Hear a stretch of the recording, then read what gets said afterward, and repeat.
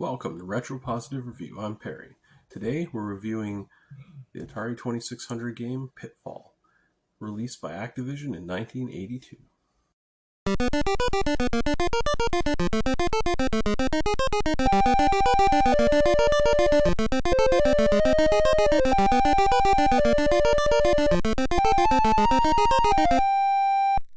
This is a good game for its time. It's a very good game for its time. It's still enjoyable today, and if you're into retro games at all, if you like the kind of platforming adventure type game where you need skill and precision, and you're definitely going to have to run through it a bunch of times before you get anywhere near mastering it, you should check this one out.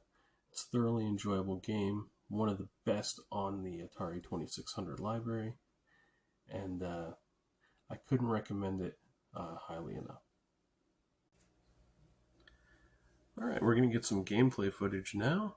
I'm going to be playing Pitfall on the Atari Flashback 2, which is cool because you get to use the replica of the old joystick, although I'm probably not going to be very good at this. This joystick doesn't have a lot of play, and but it does have a very responsive red button here, so but it's really cool. It adds to the challenge. Play back on a old joystick like this that you're just not used to playing with these days. And unfortunately, I got a video card that, or a capture device that I was trying to be frugal with. So anyone who's looking to do video capture from old analog devices, don't do what I did. It's going to end up costing me more in the long run because the video quality is definitely not up to par what I would want. And so I spent around like less than 20 bucks in this thing, and I'm going to have to end up buying another one. So in the long run, the cheaper one's going to end up costing me more. That's the way it goes. You get what you pay for. Alright, I think this is where Pitfall is in this category here. These Atari flashbacks are pretty cool. This is one of the older ones, but the new ones are pretty awesome, and they have better output as well. This just has the monaural sound, which is common for Atari. I mean, the original Atari. Damn. I'm taking Pitfalls literally here. The original Atari only had a monaural sound. So mono was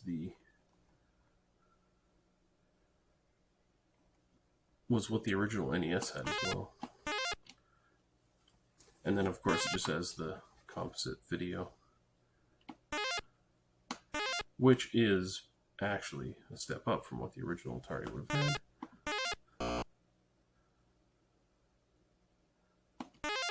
I'm not sure. I never owned a 2600. I had a 7800 and a 5200. And I played this on the 7800 because, of course, it was backwards compatible 2600 games. But I imagine it had, the 2600 had like the forks or whatever. Like a lot of old stuff back then. Oh, gotta get back off now. So yeah, this game is very simple. I mean, it looks great though for an Atari game. It's fun. It's kind of addicting. You definitely get a challenge out of it. There you go. You got to stand on their heads in just the right way.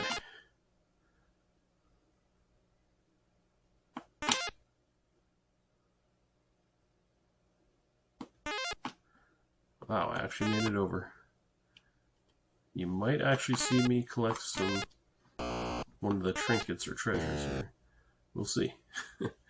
So basically, if you fall down these pits, there are these walls that block you. But otherwise, you skip like, I think it's 3 screens. I want to say 3. I could be wrong. And the only thing you really have to avoid down here is these scorpions, which are fairly easy to avoid. But then, see, like, you gotta know which pits to go down, because that was just a waste of time. Oh, what was I just saying about the scorpions? Clearly, I do not remember which pits to go down and which ones not to. Anyway, you're trying to collect these trinkets. There's like bags of money, there's gold bars, and I think silver bars, and I want to say a ring. Oh, stupid snake. Oh, I died already. Yeah, it's only 3 lives. And you got the unfortunate carryover is they put the reset button on the actual console, just like the original Atari 2600.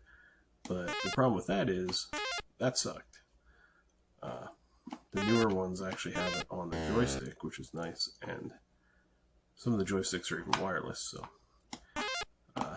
I might have to pick up one of those Atari flashbacks. This one's actually my father's. I got for him because he loves playing River Raid, and this one has River Raid on it.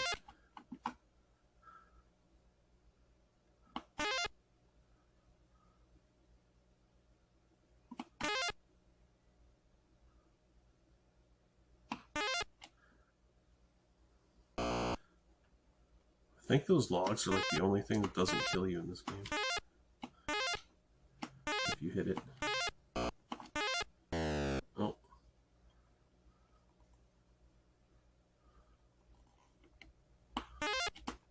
I love the sound effects though, like those classic sound effects that Atari had. Like, they're often the sound effects that you literally think of when you think of video games. Like, if somebody says to you video game sound effects, it's like, I don't know, to me the Atari 2600 games are the ones that come to mind.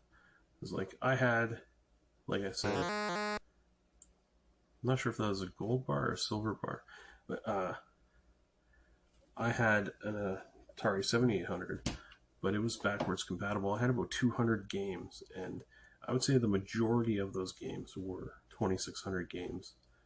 I'm not even sure if I had any actual 7800 games. I might have had a few, I'm not sure. I can't remember. I was pretty young. Like, when I had my Atari, it was back in 1992, 93. So, you know, it's already quite old. I was kind of in a poor family. I lived with just my mom at the time. My parents were split up, so she didn't have a lot of money, and I was gifted the 2 Atari systems, the 5200 and the 7800, and I enjoyed them. Like, I don't think I knew enough about the world itself and video games in general to really realize it was old. You know, I just had a video game at home. I thought it was awesome. But I remember not playing the 5200 nearly as much because the controller sucked.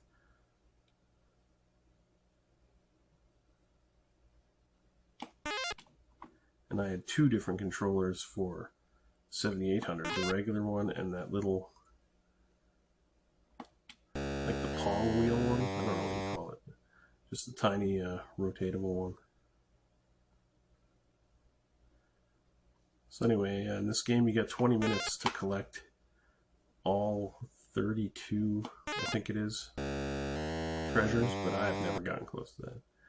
And I think the perfect score is like 115, 14, 13, I don't know, 100 and something thousand points. As you can see, I got 5,699. And for me, lately, since I've been sadly this is me practicing a little bit, that's a pretty decent score for me. And you actually saw me get a trinket, which I didn't actually know if I could do.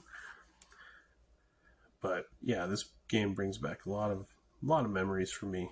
I used to love playing this game. It was one of like maybe 20 games that I had for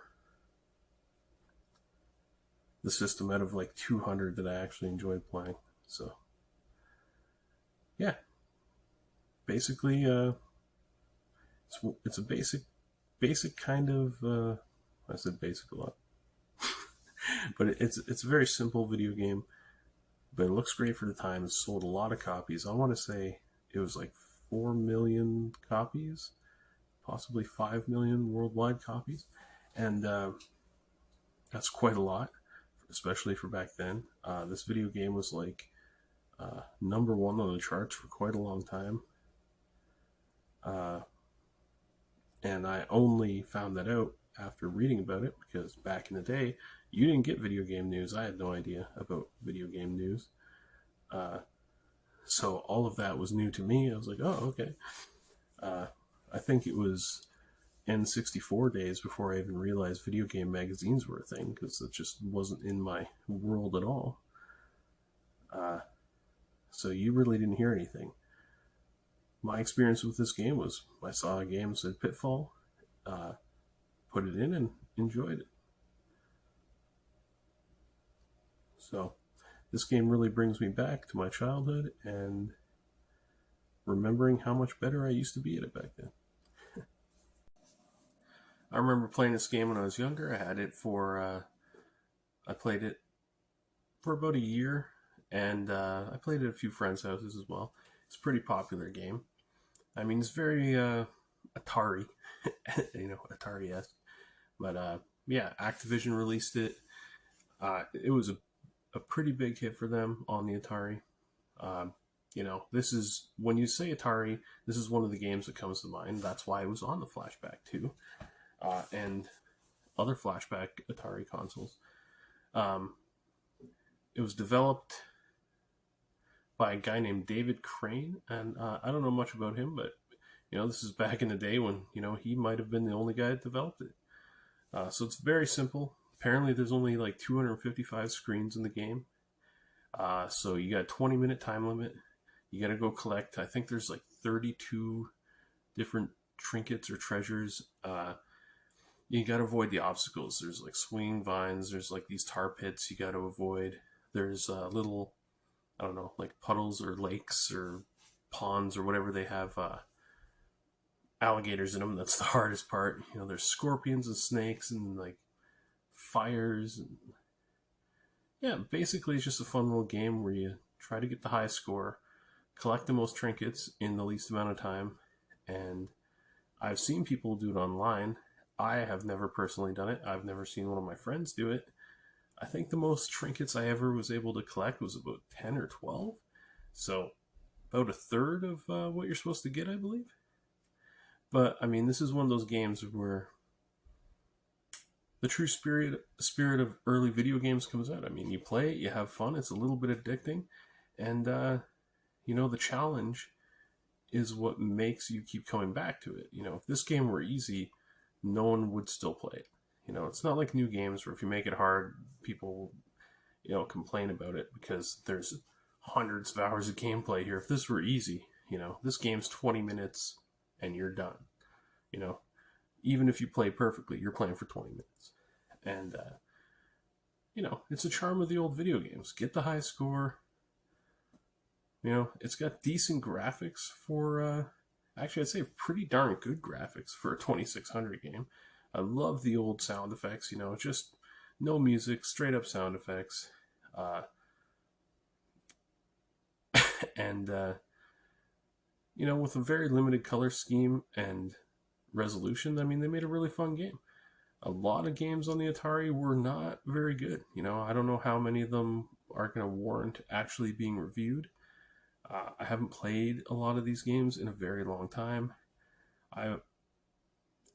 Between the 5200 and the 7800, I must have had about 200 games, but I know that sounds like a lot, but it really wasn't. I mean, a lot of these games were single screen games that maybe you could scroll, like the screen would change and you could go to a dozen or 2 dozen screens, but there wasn't a whole lot to them, so you'd stick them in. 10 minutes later, you'd be tired. Switch the game out. Out of those 200, there were probably 20 or maybe 30 that I would play on a regular basis and actually enjoy myself on. So this one's a great early game. If you haven't played it, I definitely recommend checking it out. I'm sure it's been re-released and downloadable on other platforms, but playing it on a Atari Flashback or the original hardware, if you have it, is probably the best option and the most enjoyable, especially using that old style joystick. You have the extra challenge of having to get used to that all over again. So if you're into old games, if you like a little bit of a challenge, check it out. Pitfall Harry's there waiting for you.